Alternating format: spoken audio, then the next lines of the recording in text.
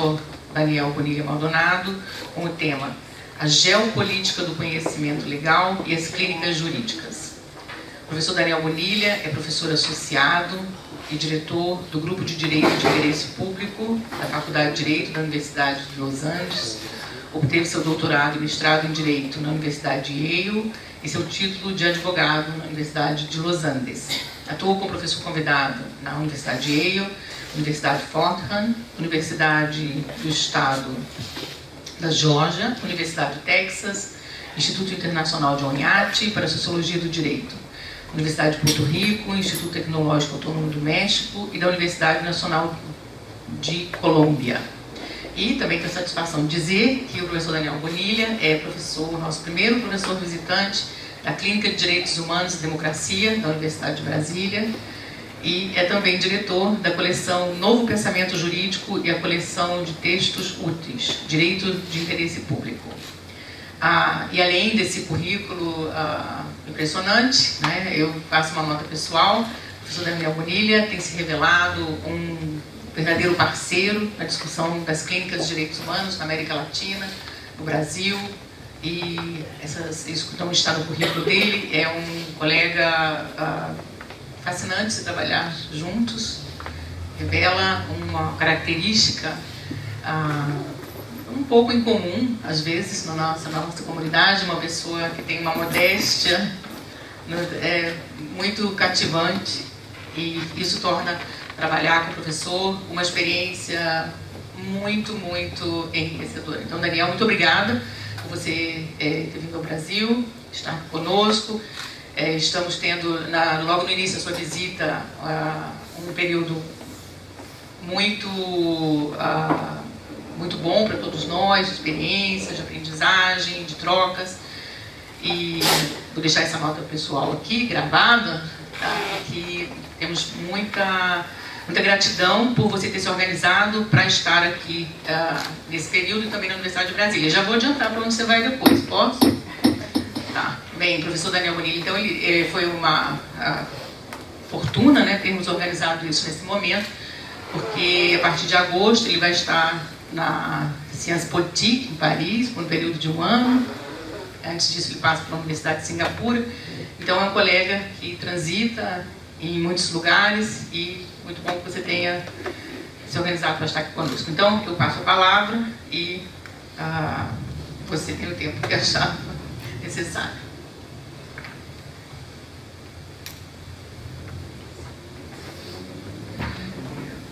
Lucía, muchas gracias por tus muy generosas y exageradas palabras. Realmente para mí es un placer estar aquí con ustedes, tener la oportunidad de discutir estos temas de interés común en la Universidad Federal de Paraná. Quisiera nuevamente agradecer a Isa por la invitación, realmente un honor estar aquí en Brasil. Bien, la exposición de esta mañana está directamente relacionada con la exposición de anoche. Como argumenté en el último panel de ayer, creo que la práctica y la teoría del derecho se han globalizado. Las firmas de abogados son firmas transnacionales, atienden a clientes de distintas naciones y tienen sedes en distintas naciones. La academia jurídica igualmente se ha transnacionalizado. Encontramos muchas y muy profundas redes de investigación que unen a distintos colegas de distintas partes del mundo. Hay cada vez más estudiantes extranjeros de posgrado, tanto en el norte como en el sur global. Las publicaciones igualmente viajan con mucha mayor facilidad a través de Internet y a través de las bases de datos. Los trasplantes hoy más que nunca son un motor fundamental de cambio jurídico, y los abogados han sido centrales en el diseño y legitimación del Estado de Derecho y de su globalización. Pensamos entonces tanto en el rol del derecho en la construcción de la comunidad política como en el fortalecimiento de la economía de mercado. Ahora bien, la cuestión es que el derecho de interés público no escapa a este proceso de globalización. Diría yo que es parte del ecosistema jurídico global. Es una subdisciplina que tiene unos fines, unos operadores, unas prácticas propios, aunque no homogéneos. Esto, como decía ayer, ha dado lugar a que se piense que el BID tiene varias estrategias para materializar sus objetivos. Pensamos por un lado en el trabajo pro bono, pensamos por el otro en las firmas de derecho de interés público privadas, pensamos en las organizaciones no gubernamentales que trabajan principalmente con el derecho como un instrumento de transformación social, y finalmente la cuarta, las clínicas jurídicas. Y estas clínicas, como argumenté también ayer, a través del intercambio de conocimiento jurídico, de los trasplantes de conocimiento jurídico, han sido articuladas a partir de lo que llamé ayer un concepto transnacional de clínica, que tiene tres componentes: los fines, los medios y la diversidad institucional para materializar unos y otros. En la sesión de ayer hablé de los fines. Hoy quisiera hablar de los medios y quisiera hablar también de una dimensión que surge a partir de la diversidad de clínicas jurídicas, de la diversidad institucional que tienen las clínicas hoy en día en todo el mundo. La primera parte, por tanto, entonces, estará dedicada a reflexionar sobre la idea de educación experiencial.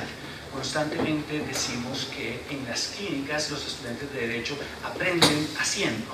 Y eso típicamente significa entonces que en las clínicas hay un desarrollo de destrezas que se opone a la visión tradicional de la educación jurídica, que se concentra en la información.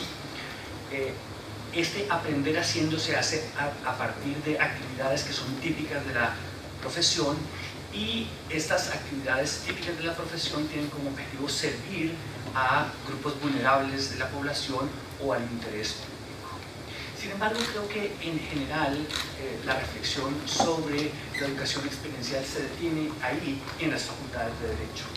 Conocemos poco la enorme literatura que hay sobre educación experiencial que viene de las facultades de educación, y conocemos poco los pilares teóricos que sustentan esta perspectiva sobre la educación.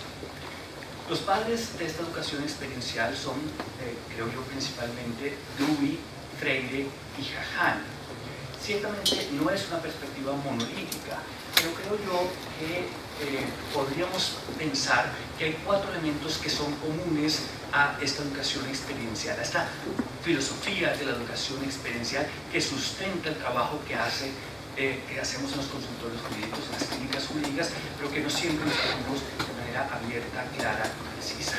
Y creo que esto es importante porque en muchas ocasiones, desde un punto de vista pedagógico, no pensamos en cuáles son las herramientas y las formas de materializar esas herramientas. Pensamos en la dimensión jurídica y diseñamos los casos y atendemos a cuáles son los aliados, a cómo deberíamos enfrentar los adversarios, pero pensamos poco en la dimensión pedagógica de la educación jurídica experiencial.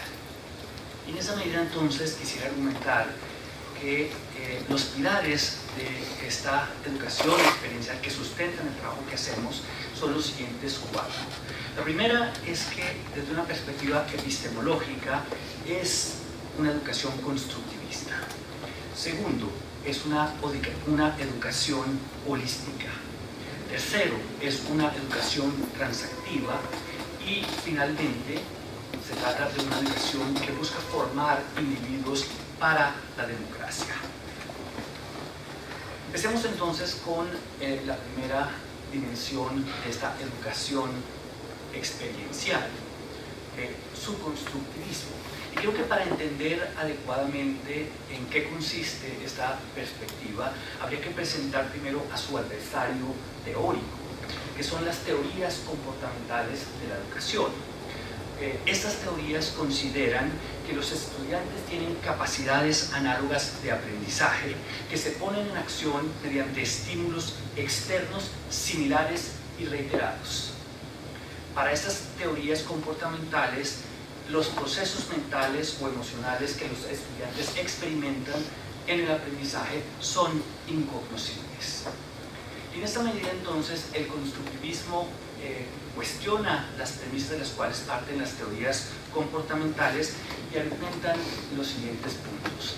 En primera instancia, que los estudiantes juegan un papel central, activo, en los procesos de aprendizaje y que estos procesos de aprendizaje se activan a partir de experiencias particulares que deben ser escogidas de manera muy precisa por parte de los miembros de la educación experiencial. El estudiante, por tanto, entonces, no es un mero receptor de conocimientos previos o de estímulos. Sin embargo, es importante mencionar que el saber creado no es puramente subjetivo, sino que las experiencias siempre se dan en un contexto particular y a partir de conocimientos previos que permiten que el estudiante dé significado a la experiencia y tenga la posibilidad de evaluar lo que experimenta y el proceso mismo de aprendizaje. Ahora bien, es importante mencionar también que para Freire, para Dewey, para Hahn, el aprendizaje experiencial es siempre cíclico y está compuesto por 4 elementos. El primero es la experiencia misma. El segundo es una reflexión crítica sobre la experiencia. El tercero es una conceptualización, es decir, una articulación de nociones, de reglas y principios sobre lo que se experimentó y sobre lo que se reflexionó frente a la experiencia. Y finalmente, hay el cuarto paso en este ciclo continuo de aprendizaje, es la experimentación de los conceptos y de las reflexiones que permiten evaluar en la práctica su plausibilidad. Este proceso de educación constructivista es siempre un proceso que está acompañado por un profesor. Sin embargo, desde esta perspectiva se distingue entre el aprendizaje y la educación. El aprendizaje experiencial es este proceso psíquico que se vive individualmente, mientras que la educación experiencial tiene un elemento de interacción con otros colegas, con el profesor y generalmente incluye también una dimensión institucional. Esta dimensión institucional es la que crea las condiciones de posibilidad del proceso de aprendizaje individual. Esta perspectiva constructivista va de la mano con el carácter holista de la educación experiencial, que sería la segunda característica, el segundo pilar teórico de la educación experiencial. Y esto, en contraste con la educación con la perspectiva comportamental, argumenta que el estudiante se vincula cognitiva, emocional, política, social y físicamente con el aprendizaje. En esa medida entonces las dimensiones afectivas son fundamentales en el proceso de aprendizaje. Todo el sujeto se pone en acción en este proceso de aprendizaje. El constructivismo y el holismo de la educación experiencial se une al carácter transactivo del proceso.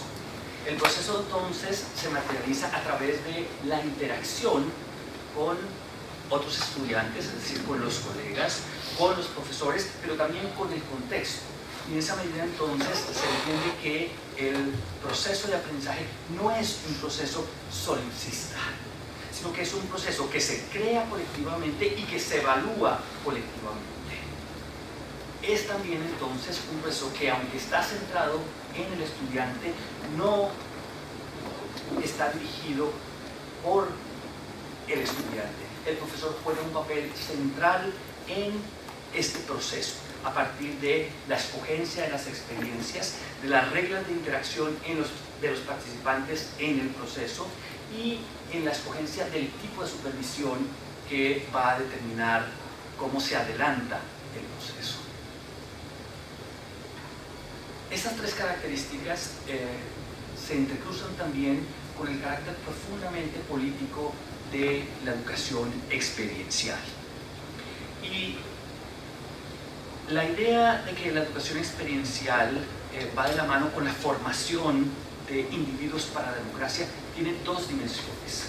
La primera dimensión es interna, tiene que ver con los procesos de aprendizaje mismo, en un reconocimiento de que el carácter transactivo de este proceso está atravesado por el poder.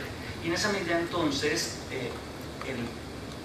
la educación experiencial busca reducir las relaciones de verticalidad que típicamente existen entre los profesores y los alumnos. Y en esa medida entonces entienden que cumplen papeles que son complementarios pero no idénticos. La segunda dimensión política de esta educación experiencial, de esta formación para la democracia, es externa y tiene que ver entonces con que el proceso de aprendizaje debe reflejar también el proceso democrático en la comunidad política y debe entonces permitir que el estudiante que se forma a través de esta forma de educación tenga la posibilidad de valorar y de moverse de manera fluida en los procesos democráticos diarios, formales y no formales de la comunidad. Ahora bien, como ustedes pueden ver, esta forma de entender la educación experiencial, tiene elementos similares con otras formas alternativas a las tradicionales de enseñar. Por ejemplo, la educación basada en problemas, la educación centrada en la investigación, las simulaciones y lo que se conoce en la literatura de la educación como instrucción programada. En esa medida entonces, la educación experiencial y particularmente la educación jurídica experiencial, y esto creo es importante para tener en cuenta cómo diseñar nuestros programas clínicos, no exige un método de enseñanza particular. Puede haber trabajo individual o en equipos, puede haber entrenamientos, puede haber distintas formas de investigación y descubrimiento, y puede haber diversos tipos de experiencia que son útiles para alcanzar los objetivos de esta forma de educación. De igual manera, es importante tener en cuenta que esta educación experiencial está comprometida con una diversidad temporal, espacial y de nivel de generalidad. En esta medida, entonces, la educación experiencial puede implicar experiencias de pocos segundos, momentáneas, instantáneas, o experiencias que duran años. Por ejemplo, las que se hacen en los consultorios jurídicos de derechos humanos, que típicamente se dan en ciclos de 6 meses o de 1 año. El espacio también en donde se dan estas experiencias y donde se concreta este proceso de educación experiencial puede ser formal, por ejemplo el salón de clase, informal, salidas de campo, pasantías, o informal, el aprendizaje que se da en la cotidianidad y lo que en la literatura se conoce como aprendizaje incidental. Y finalmente, el tipo de experiencias que son útiles en estos procesos también varía. Hay un reconocimiento de la diversidad de experiencias útiles en este proceso.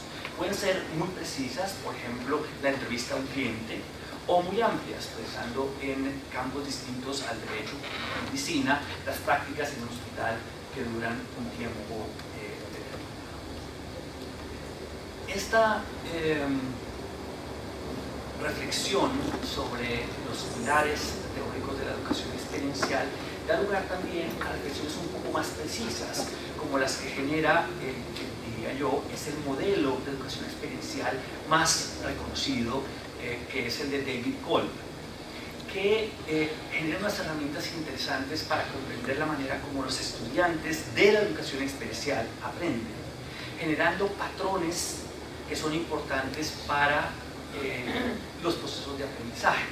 Y lo que Kolb argumenta es que encontramos típicamente 4 patrones, que son el divergente, el asimilador, el convergente y el acomodable. Y cada uno de esos patrones lo que hace es precisar la manera como los individuos escogen entre oposiciones conceptuales que siempre se dan en la educación experiencial.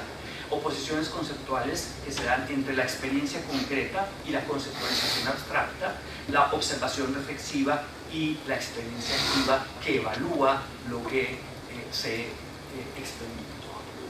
Y esto también es importante porque creo que da algunas herramientas para comprender mejor la manera como deberíamos interactuar en los consultores jurídicos con nuestros estudiantes, con nuestros clientes y con nuestros aliados. Creo que en general en las facultades de Derecho ponemos poca atención a las dinámicas y a las dimensiones pedagógicas de nuestro quehacer. Y deberíamos entonces reflexionar de una manera más amplia y colectiva sobre estas dimensiones. Ahora bien, esta reflexión sobre los medios va de la mano también, como decía al inicio de mi exposición, con una reflexión sobre la manera como la educación jurídica experiencial está inserta en lo que quisiera llamar la geopolítica del conocimiento jurídico. Y esta geopolítica del conocimiento jurídico tiene dos dimensiones. La primera es una que hemos discutido ya en nuestro seminario, particularmente en el taller de la tarde ayer. Y esta dimensión tiene que ver con el hecho de que las clínicas jurídicas, el saber clínico, es un saber que surge originalmente en contextos distintos al sur global. Y el saber paradigmático surge particularmente en las facultades de Derecho de Estados Unidos. Y en esa medida, entonces, a través de procesos de intercambio formales y no informales, hemos recibido ese saber.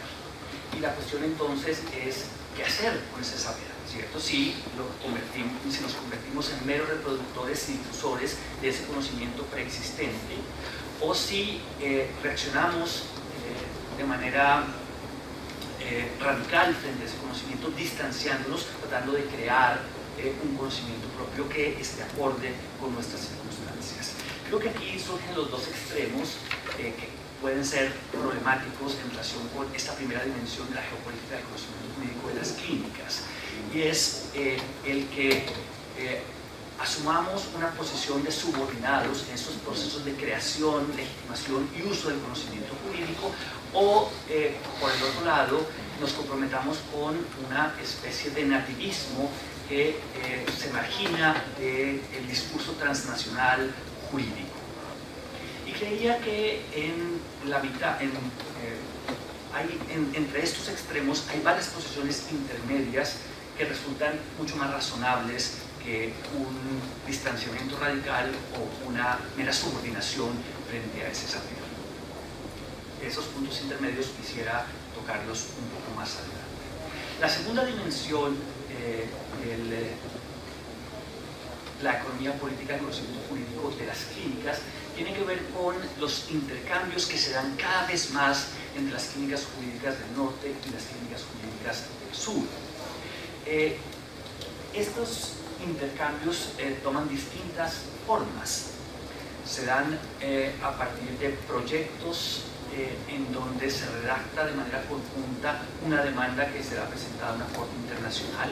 Se da también a través de lo que típicamente se conoce en la literatura como las misiones para esclarecer los hechos, las fact-finding missions, y se da también a través de asesorías que permitirían la creación de proyectos clínicos en las universidades del sur global.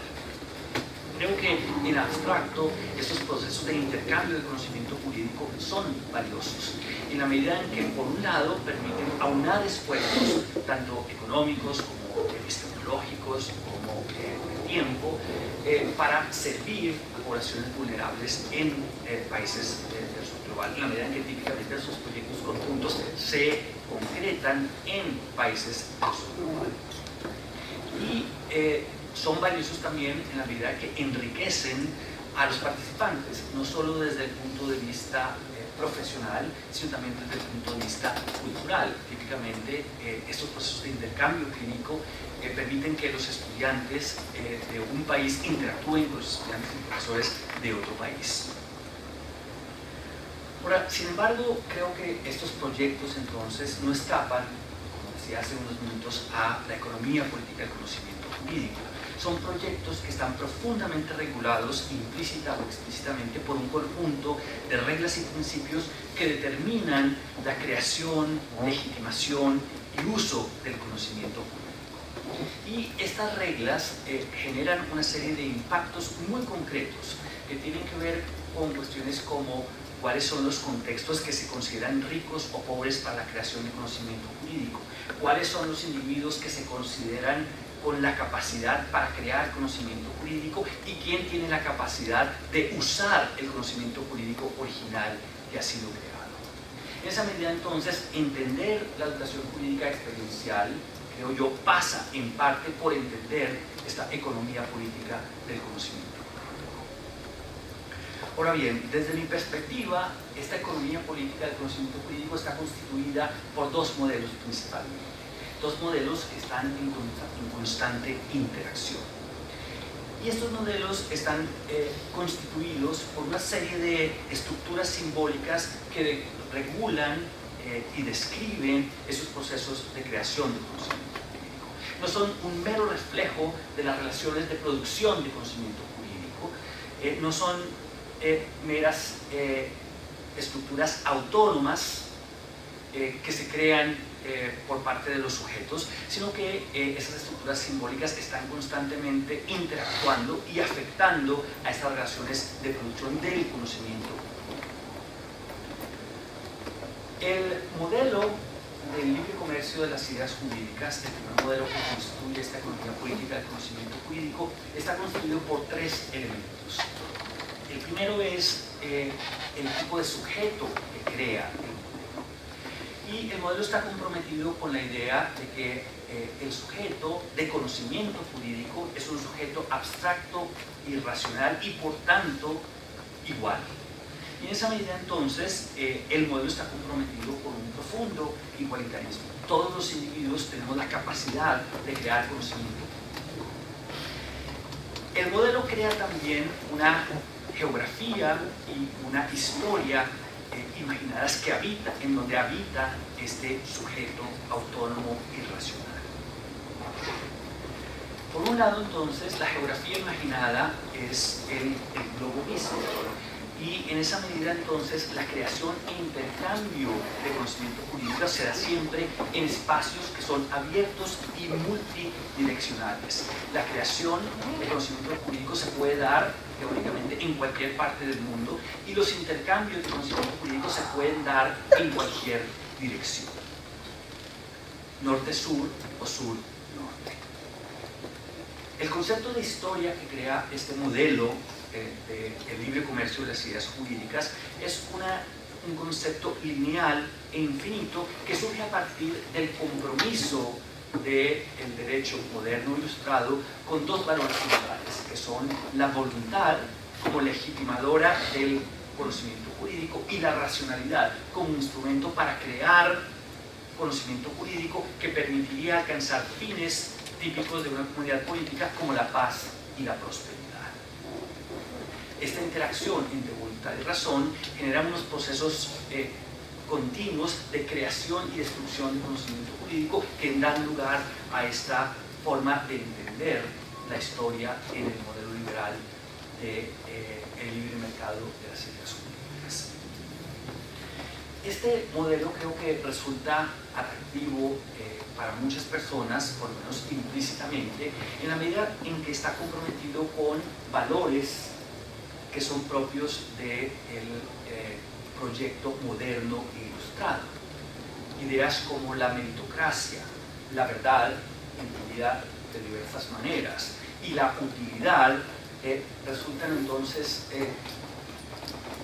unidos al proyecto del libre mercado de las ideas jurídicas. Las ideas que triunfan en este mercado son supuestamente las ideas que son creadas por sujetos fuertes, disciplinados, que trabajan de manera continua y sistemática y que crean productos jurídicos que materializan la verdad, no importa cómo la comprendamos, y que permiten que la comunidad política alcance objetivos como el de la paz y la prosperidad. Ahora, el modelo entonces, en el contexto clínico, piensa de cierta manera los intercambios de saber clínico. Y piensa de cierta manera muy particular la manera como intercambiamos conocimiento jurídico a través de los proyectos conjuntos entre clínicas del norte y del sur de la Habana. Piensen, por ejemplo, en estas misiones de esclarecimiento de los hechos. ¿Cuál es la forma como se concretan típicamente estos proyectos? En primera instancia, entonces, encontramos que hay un acuerdo entre una clínica del norte global y una clínica del sur global. Pensemos en una clínica estadounidense y una colombiana. En este caso, para esclarecer la violación de derechos humanos por parte de paramilitares y guerrilleros en un país como Colombia. El proyecto implica entonces el viaje de un profesor estadounidense y 6 alumnos estadounidenses a Colombia, y durante este viaje habrá una serie de entrevistas con actores institucionales y no institucionales que darán información sobre lo que pasó para esclarecer los hechos sobre la Colombia. El objetivo entonces de la misión es redactar un informe en inglés que será usado para hacer cabildeo ante organismos internacionales. El trabajo de redacción del informe implica una lectura previa y una citación en el informe de los autores locales. Típicamente quien adelanta las labores de cabildeo posteriores a la redacción del informe son los estudiantes y el profesor de la clínica del norte global, en este caso de los Estados Unidos. Finalmente, los estudiantes y profesores locales, en este caso los colombianos, sirven como guías y como, digámoslo así, como informantes nativos, haciendo uso de los términos de la antropología. Estos son entonces los que logísticamente organizan el viaje y los que tienen el saber local que permite que este funcione. Ahora, ¿cómo piensa el modelo de libre mercado de las ideas jurídicas estas misiones? Por un lado, entonces, considera que el acuerdo para adelantar este proyecto se da entre sujetos autónomos y racionales que consideran que hay unos fines que vale la pena materializar. El modelo considera también que el proyecto, en este caso, se adelanta en Colombia, pero que sería realizable en cualquier parte del mundo, ciertamente en los Estados Unidos. La solidez y el impacto del informe es el producto de la disciplina, de la calidad de sus autores y de su capacidad de trabajo, así como su buen uso es consecuencia de los compromisos éticos y del know-how que tienen los involucrados, particularmente quienes lideran ese proceso de uso de materialización, de generación de impacto por parte de cómo operaría el modelo. Contrasta notablemente con el segundo modelo que hace parte de la economía política del conocimiento jurídico, que es el modelo colonial. ¿Cuáles son entonces las características centrales de nuestro modelo colonial? En primera instancia, el sujeto que construye es un sujeto profundamente territorializado y racializado. Tenemos por un lado entonces lo que yo llamaría el sujeto colonial y el sujeto metrópolis, que depende, el criterio de construcción es el lugar que ocupa, el espacio geográfico que se imagina. Un espacio que se imagina también constituido por sujetos blancos y no blancos, de distintos colores, pero hay una diferencia importante en términos raciales. Y esto genera entonces lo que yo llamaría el bárbaro jurídico con respecto a la creación, a la capacidad de crear conocimiento jurídico original, y el sujeto de derechos que en este contexto tiene la capacidad de crear conocimiento jurídico original. La geografía imaginada que ocupa este sujeto es también un espacio binario que surge a partir de lo que yo llamaría no como geografías materiales, sino como construcciones que permiten organizar la geopolítica del conocimiento jurídico, el norte y el sur globales, que determinan cuáles son los contextos ricos de producción de conocimiento jurídico y cuáles son los contextos pobres de creación de conocimiento jurídico, que determinan también entonces que el intercambio de conocimiento jurídico es siempre un intercambio unidireccional, va del norte hacia el sur y no viceversa. Y esto genera unas consecuencias importantes para los tratantes jurídicos que, reitero, y para lo colonial también, son el principal motor de transformación jurídica en el mundo.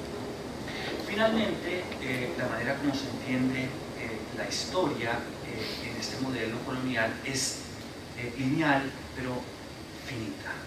El fin de la historia jurídica está ocupada ya por la metrópolis, por el derecho de la metrópolis, mientras que la colonia está en distintas etapas anteriores a ese fin de la historia. La historia de la metrópolis, la historia jurídica de la metrópolis, es una historia narrable y valiosa, que vale la pena contar, mientras que la historia jurídica del sur global surge únicamente a partir del intercambio con la metrópolis, o es una historia que no vale la pena narrar.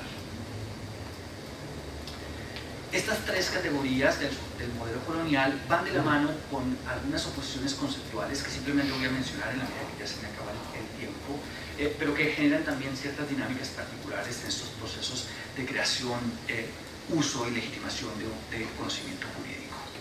En primera instancia aparece la oposición mimesis-autopoiesis, quién tiene capacidad de crear conocimiento jurídico y quién solo de reproducirlo. La segunda oposición es la de cultura y derecho. Se entiende que hay una relación unidireccional y que la metrópolis tiene una cultura fuerte que permite crear derecho, mientras que la colonia tiene una cultura pobre que ni siquiera crea derecho verdadero, es decir, derecho como un espacio autónomo distinto de otras disciplinas. La tercera oposición conceptual es conocimiento local versus conocimiento universal.